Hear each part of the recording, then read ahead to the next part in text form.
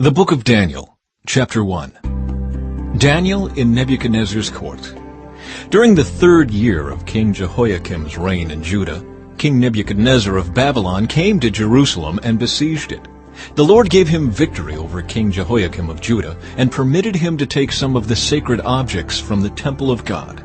So Nebuchadnezzar took them back to the land of Babylonia and placed them in the treasure house of his God. Then the king ordered Ashpenaz, his chief of staff, to bring to the palace some of the young men of Judah's royal family and other noble families who had been brought to Babylon as captives. "Select only strong, healthy, and good-looking young men," he said. "Make sure they are well-versed in every branch of learning, are gifted with knowledge and good judgment, and are suited to serve in the royal palace. Train these young men in the language and literature of Babylon." The king assigned them a daily ration of food and wine from his own kitchens. They were to be trained for 3 years, and then they would enter the royal service. Daniel, Hananiah, Mishael, and Azariah were 4 of the young men chosen, all from the tribe of Judah. The chief of staff renamed them with these Babylonian names. Daniel was called Belteshazzar. Hananiah was called Shadrach.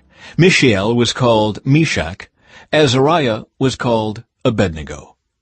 But Daniel was determined not to defile himself by eating the food and wine given to them by the king. He asked the chief of staff for permission not to eat these unacceptable foods.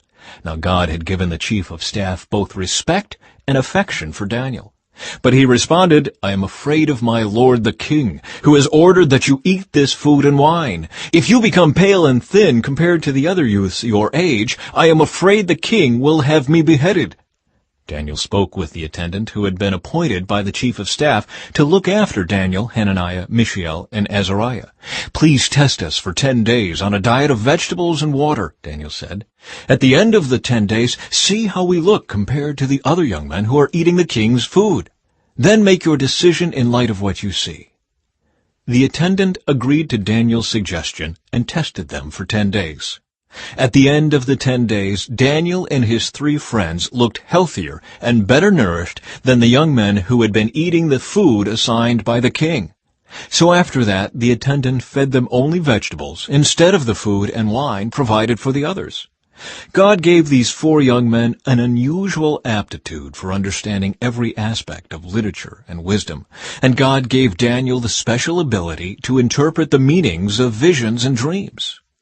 When the training period ordered by the king was completed, the chief of staff brought all the young men to King Nebuchadnezzar. The king talked with them, and no one impressed him as much as Daniel, Hananiah, Mishael, and Azariah. So they entered the royal service. Whenever the king consulted them in any manner requiring wisdom and balanced judgment, he found them 10 times more capable than any of the magicians and enchanters in his entire kingdom. Daniel remained in the royal service until the 1st year of the reign of King Cyrus.